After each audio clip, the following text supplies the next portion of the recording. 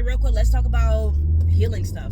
So really quick, I saw a video of a mom talking about her experience with mom rage and how she was embarrassed and ashamed and just everything. And it was a really great video. One of the individuals in the comments would say, I'm a Gen Zer and I would never do that to my kids and blah, blah, blah, blah, blah, and just not giving grace. And I was like, I get it, I feel you 100%. But when I was younger, and this is the thing, time, wisdom, like those things come together over time. Time will really mature you and show you different perspectives of something. You can look at a Rubik's Cube from a variety of different angles, but if you're only going to hold it in front of you and look at it from one angle, there's only so much you're going to see. It's not the full story. So when I was younger, I used to judge things hardcore. Like, not even judge, but I would see something like, oh my God, like, how could that even happen? How could that ever happen? How could you do that? Andrea Yates. Went back in the 90s, maybe early 2000s, that situation, you can look it up. I don't want to do all that. But I was like, oh my God, how could you ever? And then I got older and I was like, damn. I looked into what was going on behind the scenes of the situation. She had schizophrenia or in something of the sort, maybe multiple mental health diagnoses. And I think she had just given birth to a baby not too long before, and her doctor said, don't do no more, you're done, or you will have a severe issue with your mental health and your physical health, I believe, something of the sort. And sure enough, her husband wanted to push for that seventh kid. What is this, seven heaven? Anyways, I'm sorry.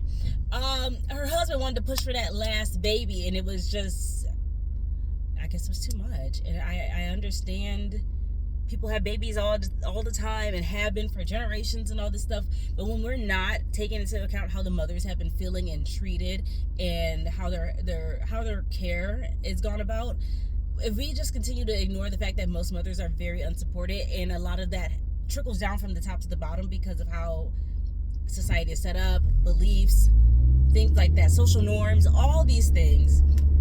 And then the attack on the divine feminine. So, like, let's not act like we don't know why these things happen. Okay, there's attack on all things: love, God, life, light, divinity. A huge disregard for life. So I'm not fully surprised the way that, at least in America, our medical system is when it comes to women and stuff like that. And just around the world, how women are impacted, women's health is impacted. Oh, my heart. So,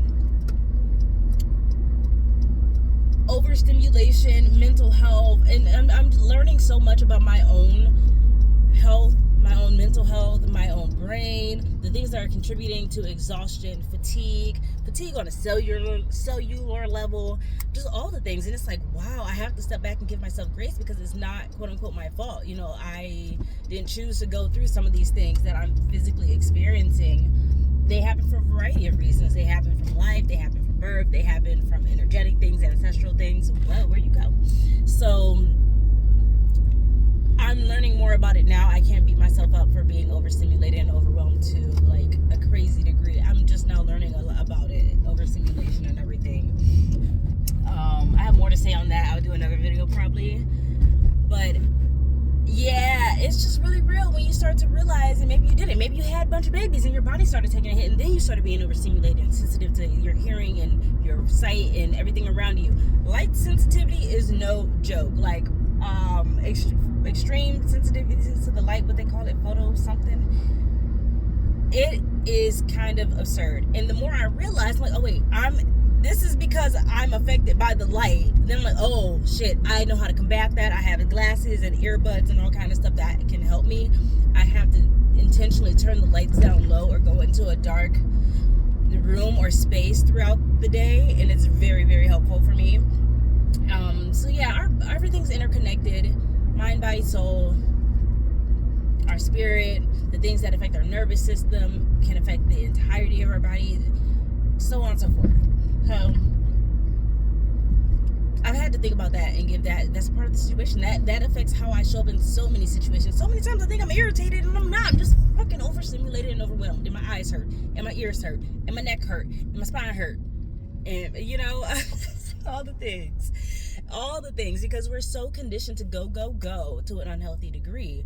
So many people are, like I said, out here operating in exhaustion, fatigue, dehydration. Those things don't seem so simple, but when you start to see how it has affected how you show up, how you can show up, how you communicate, all those things. Like, damn, sheesh.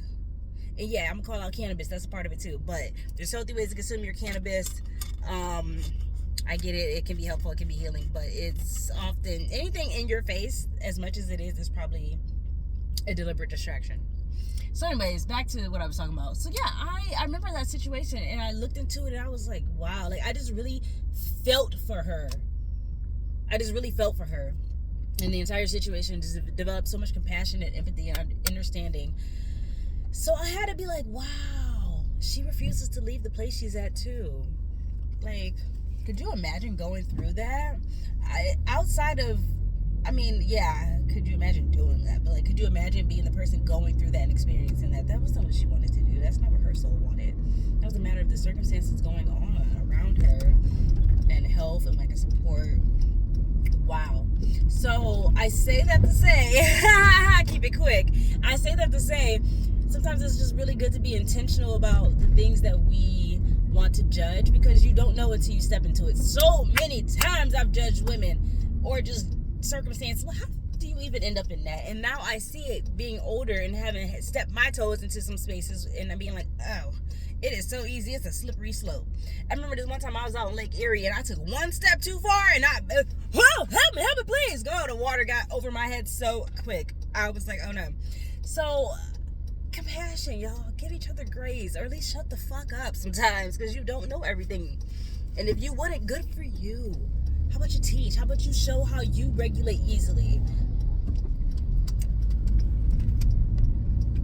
And then the individual said that they had experienced some abuse and stuff like that, so they just would never. And I get it. We never know how we'll show up in a situation, whether it's what we're receiving, how we're being treated, or how we're treating others. Having my own experiences in life with abuse and just how my own, like, how I was parented, how the adults around me were in general, I had to really learn to, like, if I had been through half the shit my mom has been through, I would be fucking batshit crazy. I would probably have to be put away. I would probably not be fit to be out in society. Just saying. So I've had to learn to give grace and compassion. Yeah, there's some things that's like, bitch, you was tripping. And then there's some stuff that's like, I understand you. I see you. Forgiveness and all those things. So it's never an excuse, but just in my own journey, especially of forgiveness and how that helps me and all these things, I've just really had to learn to just breathe, take a moment, and settle things for myself and just put them aside and understand that people are people, parents are people, they're humans, and there's so much going on behind the scenes that we do or don't know about that can affect the way they show up and how they show up. So I gotta go. I'm at my friend's house, so okay, bye.